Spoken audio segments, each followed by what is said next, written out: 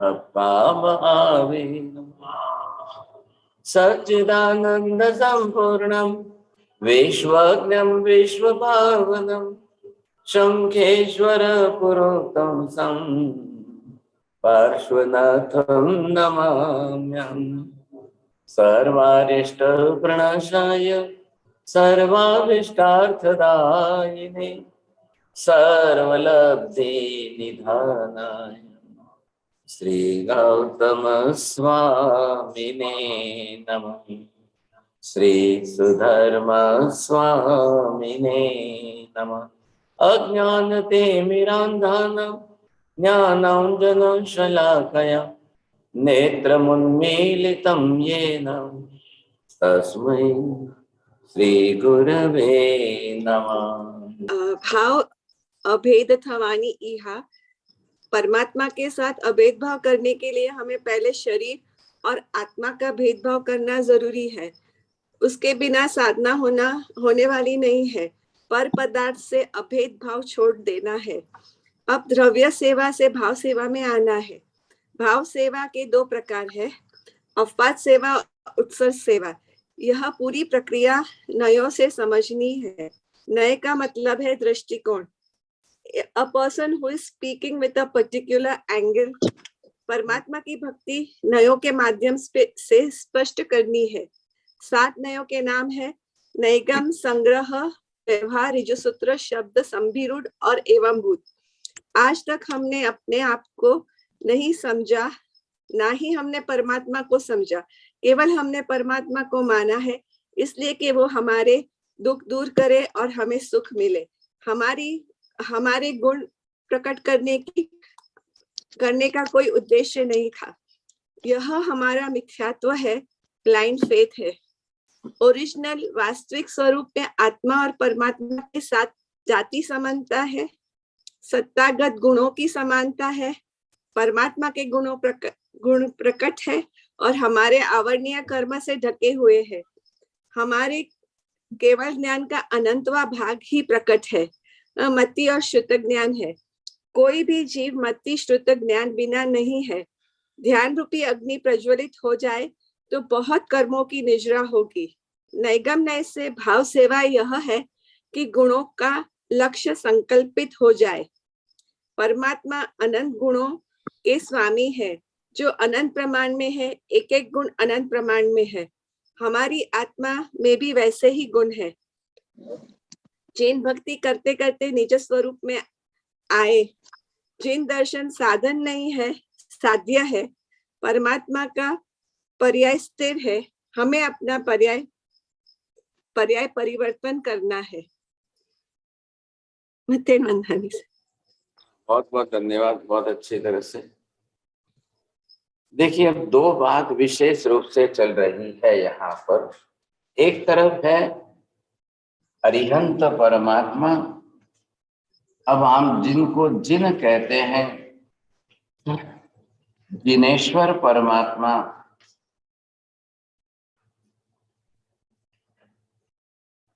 और ये सिद्धात्मा। सिद्धात्मा कहने का सीधा तात्पर्य है कि पूर्णात्मा।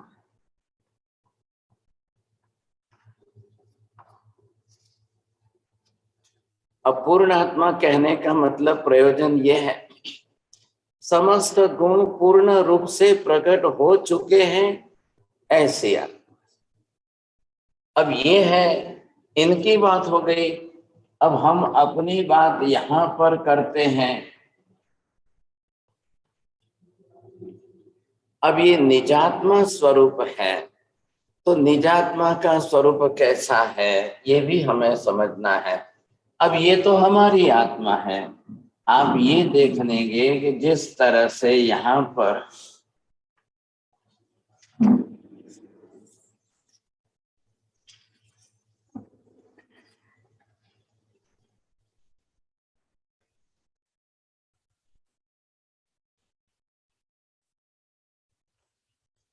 निजात्मा की भक्ति करें, परमात्मा की भक्ति करें, पूर्णात्मा की करें। जो शब्द हमने यहाँ पर लिया है, अब ये है सेवा शब्द है। अब इस सेवा के अंदर अभी हमारी बात जो चल रही है भाव सेवा। अब भाव सेवा के अंदर ये चल रही है अपवाद भाव सेवा,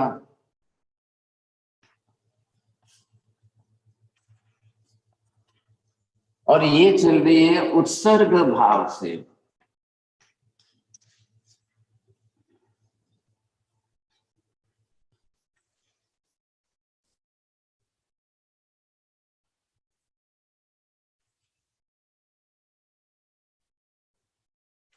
उत्सर्ग भाव सेवा निजात्मा के लिए करेंगे, अपवाद सा भाव सेवा जिन परमात्मा के प्रति करेंगे। जैसा कि हमने कल सोचा था, कैसे जो है परमात्मा की भाव सेवा में, जिन भाव सेवा में क्या कक्षा आ रही है, परमात्मा के जो गुण पदे हैं। अब इनके गुणों में इनके गुणों में क्या फर्क है? तो यहाँ पर जिन परमात्मा है, अब हमारा संबंध किससे है साहब? इनके भी गुण हैं, इधर आप देखेंगे इनके भी गुण हैं, और इधर हम देखेंगे कि हमारे भी गुण हैं। क्या फर्क है? गुण गुण में क्या फर्क है? कल हमने क्या देखा है?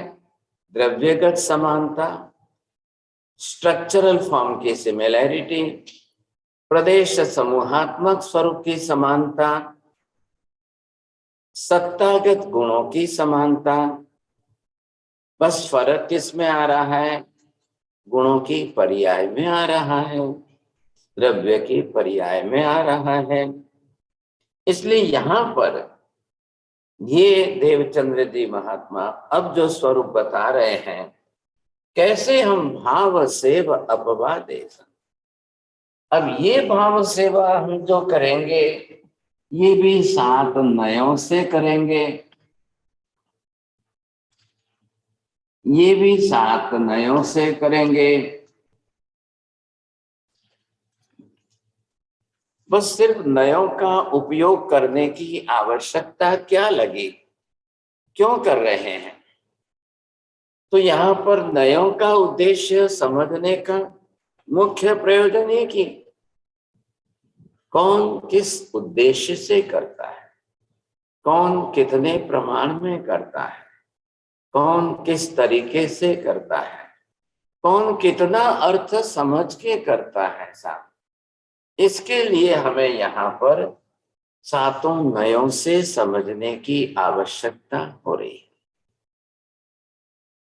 नहीं तो कोई स्वरूप नहीं। परमात्मा तो जो जैसे हैं वैसे।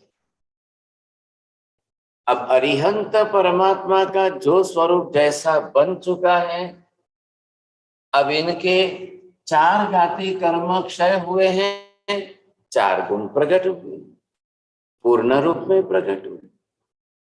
सिद्ध परमात्मा के 8 कर्म क्षय हो चुके हैं, समस्त गुण प्रकट हो चुके हैं।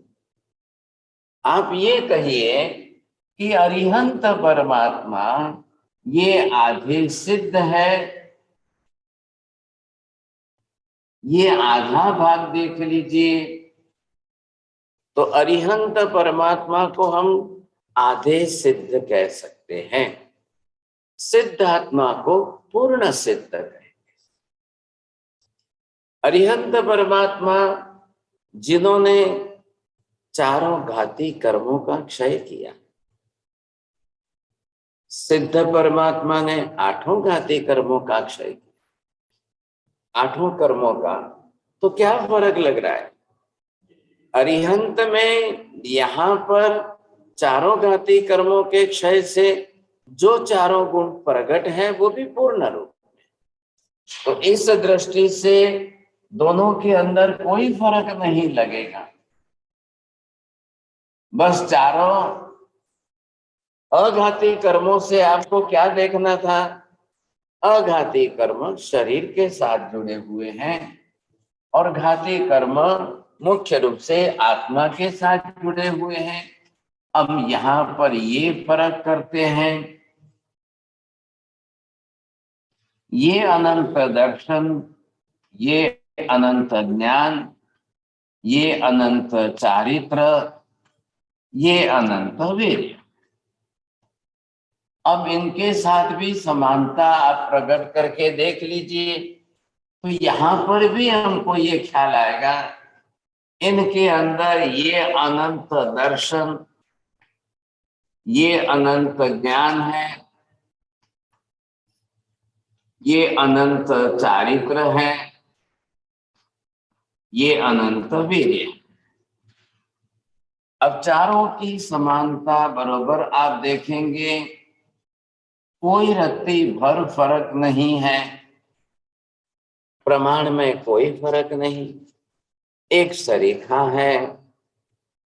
अरिहंत से सिद्ध का दर्शन ज्ञान अंश मात्र भी ज्यादा नहीं है, और अरिहंत का सिद्ध से अंश मात्र भी कम नहीं है।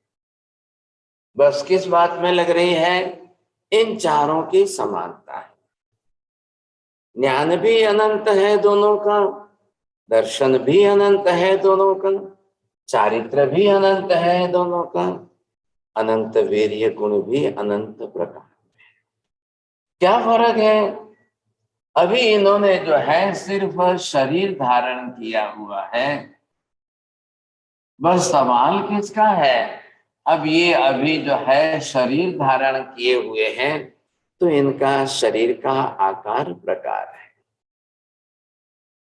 लेकिन आत्मा गुणों के प्रकटीकरण में शरीर कहीं बीच में बाधा नहीं बनता है। इसीलिए तो कहा है, चाहे स्त्री हो और वो आत्मगुण प्रकट करे, चाहे पुरुष हो वो आत्मगुण प्रकट करे, चाहे मल्लीनाथ भगवान स्त्री शरीर से हुए, चाहे महावीर स्वामी पुरुष शरीर से हुए। तो शरीर किसके कारण है जी? शरीर तो नाम कर्म की प्रकृति के कारण। तो शरीर को यह आत्मा का गुण तो नहीं व्यक्त कर रहा है ना। शरीर शरीर के रूप में है, शरीर तो पुद्गल का पिंड है। आत्मा ने नाम कर्मानुसार कर्म औदारिक वर्गणा के पुद्गल परमाणुओं को ग्रहण करके शरीर बनाया। और दर्शन ज्ञान चारित्र वीर्य कोई शरीर में नहीं रहते, ये शरीर के गुण ही नहीं है। ऐसा ये है गुण किसके? सिर्फ आत्मा के। जब ये शरीर हमारा है, तो शरीर के अंदर तो मति ज्ञान भी नहीं है, बुद्धि का ज्ञान भी नहीं है, दर्शन भी नहीं है, कुछ भी नहीं है। शरीर तो पुद्गल का पिंड है।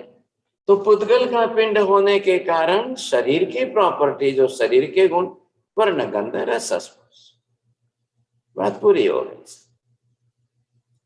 इसलिए यहाँ पर जब यहाँ आत्म गुणों की बात आ रही है, तो शरीर को कोई प्राधान्यता नहीं दी जा रही। शरीर शरीर है, बस पुद्गल का पिंड है।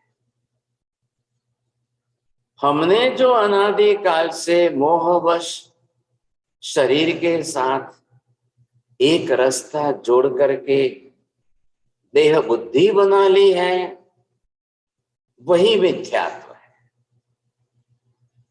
और वही अभेद बुद्धि बना ली है हमने, शरीर के साथ अभेद बुद्धि।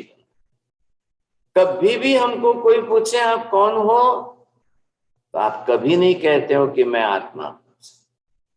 कोई भी नहीं कहता है कि मैं आत्मा हूं। सबने अपनी पहचान शरीर से बनाई हुई है। हर व्यक्ति अपनी पहचान शरीर से दिखा रहा है। और जैसे शरीर बीच में आएगा, तब आप वही बताएंगे, अब दूसरा कुछ भी नहीं बताएंगे। चलो ठीक है, व्यवहार से बाहर किसी को पहचान देने में आप शरीर, शरीर के संबंधों का, परिवार, समाज, चाहे जो भी आप उपयोग करो, चाहे जितना भी उपयोग करो, लेकिन अपने अंदर जो है खुद आत्मा को समझने के लिए तब तो आप भेद ज्ञान करिए और आत्मा को समझने की कोशिश करिए, और फिर आत्मा की पहचान से अपने आप को पहचानिए। अब शरीर से, देह भाव से मत पहचान, कोई उपयोगिता नहीं रहती है।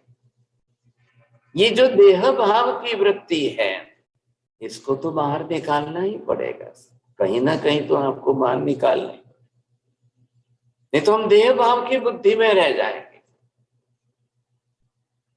ये जो अभेद बुद्धि हमने देह भाव के साथ की बना ली है, इसमें से बाहर निकलना है। इसलिए परमात्मा की भाव सेवा, अपवाद से भाव सेवा, सातों नयों से परमात्मा के साथ जोड़ेंगे, परमात्मा के गुणों को समझेंगे, परमात्मा के गुणों का ख्याल आएगा तो ही संभव रहेगा, नहीं तो नहीं। ये विशेषता है। अगर इस विशेषता को भूल गए तो फिर बहुत मुश्किल हो जाएगा। सोचिए आप सब, अब ये विशेषता हमें नहीं भूलनी, इसलिए अब क्या करना है, देह आत्मा का जो अभेद भाव हमारा बना हुआ था, अब उसको छोड़ करके आत्मा और देह का भेद भाव, भेद ज्ञान हमको करना। जब हमारा आत्मा और शरीर के बीच का भेद ज्ञान शुरू हो जाएगा और भिन्न की अनुभूति हमारी शुरू हो जाएगी, मैं शरीर नहीं हूं, मैं शरीर से सर्वथा भिन्न हूं, मैं इस जड़ शरीर से सर्वथा भिन्न चेतन आत्मा हूं। स्वानुभूति जब होने लगेगी तब जाकर के हम मिथ्यात्व की ग्रंथि से बाहर निकलकर सम्यक दर्शन की कक्षा में आएंगे। जो अनादिकाल का मिथ्यात्व था, उसमें हमारा आत्मा और शरीर का अभेद भाव बुद्धि में पड़ा हुआ था, वहां तक हमने बरोबर देहात्म भाव वही बुद्धि बनाई हुई थी, हम उसमें से बाहर नहीं निकल पाए। जब सम्यक दर्शन हो जाता है तब ये अभेद ज्ञान भेद ज्ञान में प्रकट हो जाता है। इसी को अध्यात्म भाव कहते हैं, और यहीं से अध्यात्म की यात्रा हमारी शुरू होती है, वहां तक नहीं। जब तक हम देहात्म बुद्धि बनाकर रखेंगे वहां तक तो कोई फायदा नहीं, कोई फायदा नहीं। अब ये हमें प्रकट तो करना ही है। निमित्त कौन बने हैं? परमात्मा बने हैं। क्यों निमित्त बने हैं परमात्मा? हमने बनाए हैं निमित्त रूप में कि अब अरिहंत परमात्मा को हम केंद्रित कर रहे हैं, और ऐसे अरिहंत परमात्मा को केंद्रित करेंगे तभी हमको ख्याल। जब तक मैं इनके गुणों को नहीं देखूंगा वहां तक मुझे भी स्वगुणों का भान नहीं हो रहा है। बस सबसे बड़ी तकलीफ यह है। क्यों नहीं हुआ हमको? अनंत काल से हम अरिहंत परमात्मा को समझ नहीं पाए, उनके गुणों का स्वरूप समझ नहीं पाए। मैं परमात्मा को मानता था, हमें मिथ्यात्व की कक्षा में था तब भी मैं भगवान को मानता था। क्यों मानता था? कैसे मानता था? मात्र सुख दुख के निमित्त के लिए मानता। बस अब मेरा दुख टले और मुझे सुख मिले, इसके लिए मुझे भगवान मानने हैं। अब भगवान जो भी हो, भगवान कोई भी हो, भगवान कैसे भी हो, किसी भी नाम वाले, कैसे भी भगवान हो, मुझे कोई मतलब नहीं। मुझे मेरा दुख टलना चाहिए, मुझे सुख मिलना चाहिए। ये मिथ्यात्वी जीवों की भूमिका है। अंधश्रद्धा में भी भगवान मान ले। अब मैं सम्यक दर्शन में आ चुका हूं और अब मैंने वेद ज्ञान प्राप्त कर लिया है। अब मैं भगवान को मात्र गुणों से पहचान रहा हूं। अब भगवान की पहचान मेरे लिए दुख निवारक सुखदायक ऐसी पहचान नहीं है। अब मेरे लिए अब मैंने अब भगवान को इस रूप में नहीं देखा है। अब मेरे लिए कोई दुख के लिए दुख दूर करने के लिए मुझे भगवान को कुछ भी नहीं कहना है। मुझे उस रूप में अब नहीं देखना है। परमात्मा मेरी आत्मा के गुणों को प्रकट करने में सहायक निमित्त है। ये भाव हमको बनाना पड़ेगा। क्यों? ये ऐसे एक ही परमात्मा है जिन्होंने स्वयं के आवरणीय कर्मों का क्षय किया है। उन्होंने अपने गुणों को प्रकट किया है। उनकी ही उपासना, उनकी ही आराधना मेरे आवरणीय कर्मों का क्षय करके मेरे में गुण प्रकट कर सकेंगे, नहीं तो नहीं। थोड़ा सा ध्यान दीजिए। अब मेरी कक्षा कौन सी कैसी है? गुण तो मेरी आत्मा में सब है। ये भी सत्ता में गुण पड़े हुए हैं। सब अनंत ज्ञान दर्शन सब गुण पड़े हुए हैं, कोई ना नहीं। सवाल किसका है कि इन गुणों के ऊपर अब ये आवरणीय कर्म आ चुके हैं और इन आवरणीय कर्मों से मेरे गुण आच्छादित हो चुके हैं, ढक गए।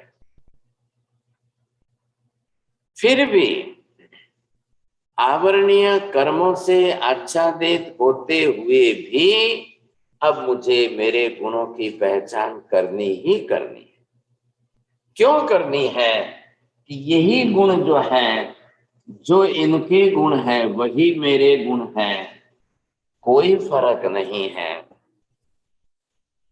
हम अरिहंत और सिद्ध की तुलना करके इनके गुणों को समझ रहे हैं, तो मैं स्व आत्मा के गुणों की तुलना अरिहंत परमात्मा के साथ करके क्यों नहीं समझ सकता? गुणगत सादृश्यता, द्रव्यगत सादृश्यता, द्रव्यगत समानता, कोई फर्क नहीं है। ये अरिहंत परमात्मा है। इनका शरीर और मेरा शरीर, दोनों का शरीर भी